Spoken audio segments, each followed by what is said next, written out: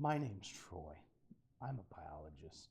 This is my brother Trent, merely a chemist. And we are the Bourbon Brother Whiskey Nerds. Welcome back, everybody. We're talking about wheated bourbons, Trent. It's an interesting topic for us because we just did our daily sipper bourbons and there were no wheaters on it. No. And that's not completely fair because wheated bourbon is, of course, a really big category of bourbon. We should probably define that for the folks. Right. What we mean by that. Most bourbon consists of three main grains. Corn, which by rule has to be the dominant grain, 51% of the mash bill, rye, and then malted barley. Wheated bourbons, get rid of the rye totally. That has some benefits and it has some drawbacks. One of the drawbacks is you're not getting some of that rye spice. Those baking spices, those nice rye herbal notes. Which some people might consider a benefit. And we like them ourselves.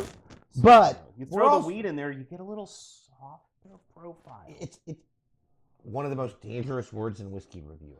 Smooth.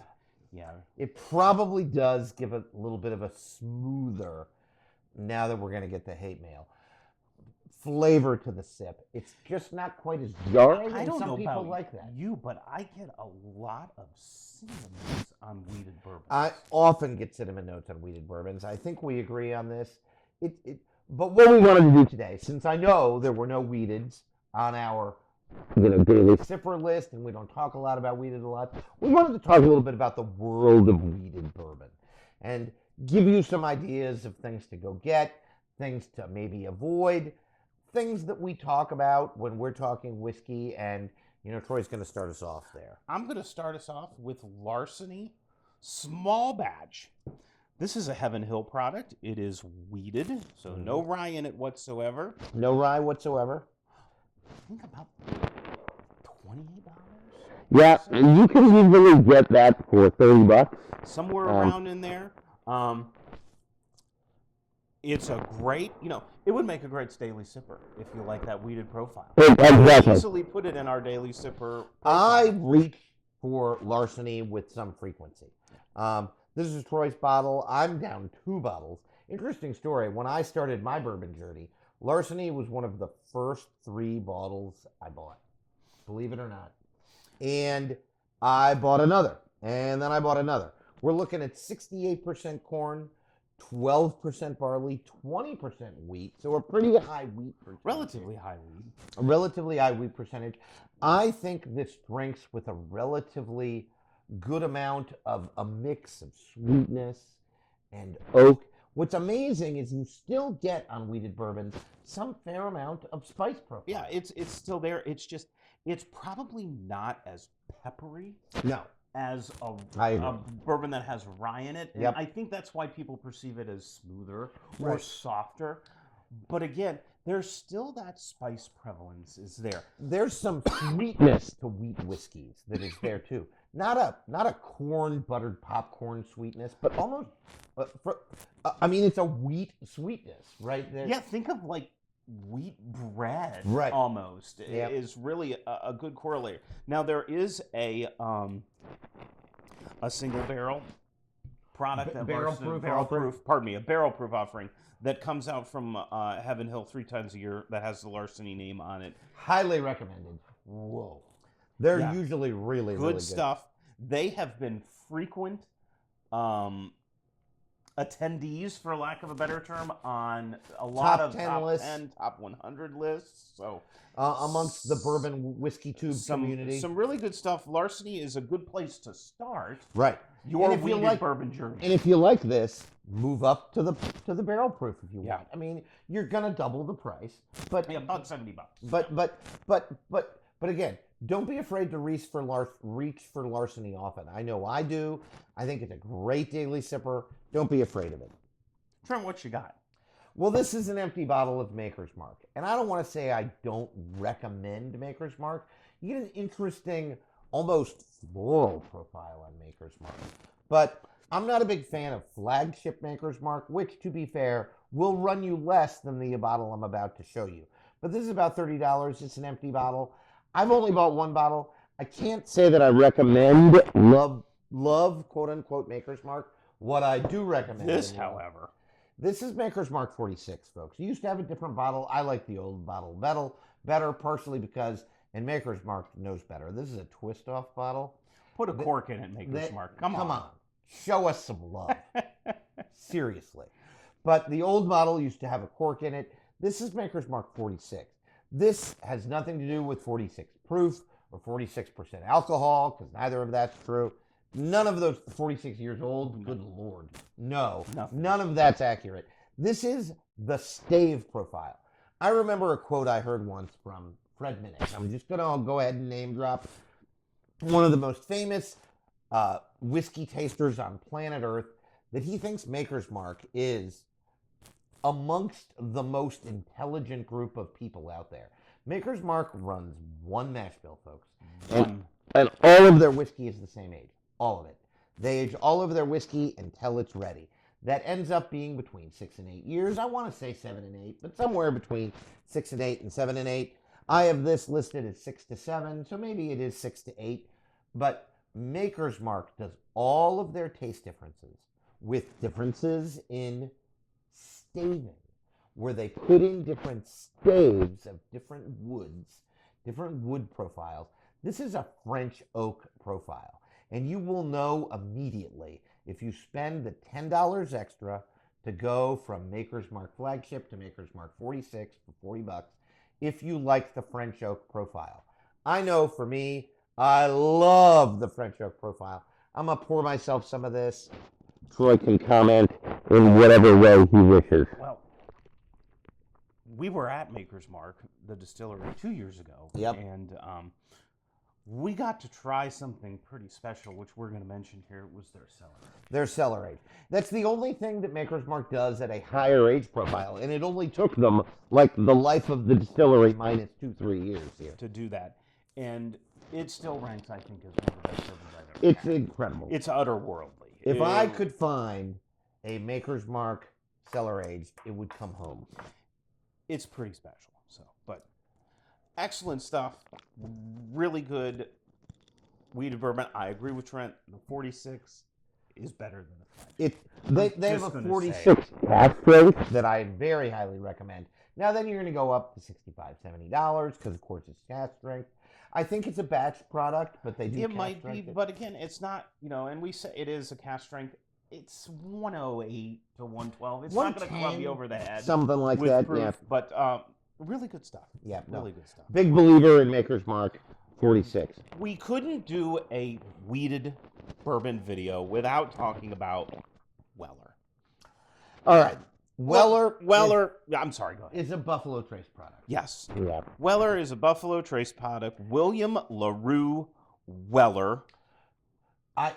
This is their special reserve. This is the equivalent of Maker's Mark Flagship. Right. It is the Weller Flagship. It's their budget offering. It is their budget offering. About $30. I think their MSRP is $25, $30. Now, folks, we need to talk. Buffalo Trace gets a lot of love and a lot of hate. Buffalo Trace makes good whiskey. I think Troy and I would agree with that. Absolutely. If Buffalo Trace, like actually the whiskey, not the distillery, were more available, we'd have put it on our daily sippers. If Eagle Rare, also a Buffalo Trace product, were more readily available, we'd have put it on our daily sippers. Because I don't want to speak for Troy, but I think he's in broad agreement. We reach for those often.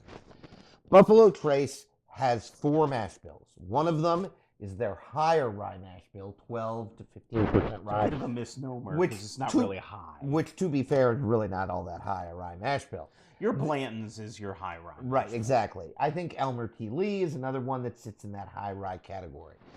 Folks into Blue Run, I think that's also a Buffalo Trace high rye mash bill product. Their lower rye mash bill, that's where you find, they say it's less than 10% rye. That's where you find the Buffalo Trace, the Eagle Rare, and the your E.H. Colonel E.H. Taylor. Then they have a rye mash bill, Sazerac, and some of their other ryes. Thomas Handy from the BTAC. Right, that's a 51% rye mash bill. And then there's the wheated mash bill. Okay, this is Weller. Buffalo Trace, one of the reasons, I'm willing to say this, Buffalo Trace, if they're watching, and of course they are, why would they not watch? Of course they're watching. We're very lovable. So they're watching, but they need to publicize their mash bills. I don't think they make public what their mash bill is. My supposition is like most weeders, it's in the 70-10-20 range. 70% corn, 10% malted barley, 20% wheat. This is Weller Special Reserve, their budget offering. I got to tell you, folks, we did a blind of budget weeders. Rebel 100, Maker's Mark, just the flagship, Larceny, the flagship, and this, and it finished last. It finished in 4th place. We cannot talk about Weller without touching on the secondary market because It's I don't bananas. think there is a line of bourbon that doesn't dominate the secondary market more than Weller. You know, if you want to try it and you have the money, pay whatever you want for a bottle, but please don't overpay for this. I really don't think you should pay more. I mean, even I don't 50 even- bucks 50 seems bucks like, seems seems like high. a real I reach. just don't overpay for it. It's At just, $25, I think you can defend this. It's a it's pleasant enough simply not. The juice is not worth the squeeze. at some as level. they say, at some level. Now, if it's your favorite bourbon, you pay whatever you want for it. Right. It's your time. This is our opinion, and take that for whatever it's worth. I to mean, I you. think it drinks fine. I think it's got a nice oak presence. I think it's got some nice. It's not a bad. it's approachable. Sip. It's not good. a bad sip, right? Again, we don't want to hate on it and make you think there's anything distasteful about it because I don't think that's what we mean. It drinks fine. I just don't want you to overpay. I think $50 is a stretch for this. 35, 40. I saw Eagle Rare on secondary for $70. I wouldn't pay that either. I wouldn't pay that for you. No, I mean Eagle Rare 10-year might pay 45, 50, wouldn't pay 70. Don't overpay for Weller. We have another Weller over there. In addition to Weller, I think we'll jump right to that. Just Yeah, so go we for stay it. consistent. We've also got Weller, 12-year. Again, same undisclosed mash bill. We're guessing 70, 10, 20. Right. This, however, is 10 years old. 12 years old, yeah. Pardon me, 12 years old. Thank you. And it's a really nice sipper. You know, I think it drinks better than Special Reserve. we often say about Buffalo Trace. Buffalo Trace, outside of the BTAC collection, and perhaps a few other facings, they make whiskey for the masses. And this is a 12-year made for the This masses. is a 12-year designed for the masses. Is it oaky? Yup. Is it over oaked? No. It's really good. It's very good. It's a very pleasant sip. It is. You want something with a lot of those really good oak flavors coming through. Sweet oak, the molasses, the richness, dark. Some of them color. maltose notes Yep. that we always Malty talk about. notes coming through. Weller 12 is your jam, but again, MSRP, I think it's $60. Might right even be around lower there. than Might that. even be 40, lower than that. 55, 50, yeah. Thinking it's around, I'm guessing, somewhere in there. We'll say 50 to 60 for argument's sake. But please don't overpay for this. I see it on secondary for 100. Please don't pay that. No, I think you're I gonna don't be even think I'd disappointed. pay 75 for it. No, quite I honestly. think it drinks really fine. Please don't overpay. One of the things that I have a problem with, maybe this is just a bias I have, is they made a 12-year whiskey and then diluted it down to 92 proof.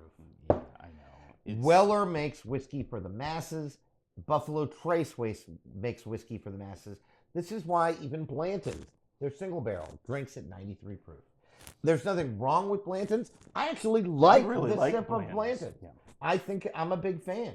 But this, it's a 12-year product that they then proof down to 92 proof. It 90, actually. almost saddens me, right? Because at cask strength, oh my gosh, would this ever be a hitter? It'd be a hitter. A hitter. If Buffalo Trace is listening, because of course they are, can you release it at Castle? Yeah, no, just go for it. Just Yeah. do it for us. I mean, oh my God, can you imagine how hard that I- shiznit would be to just- be?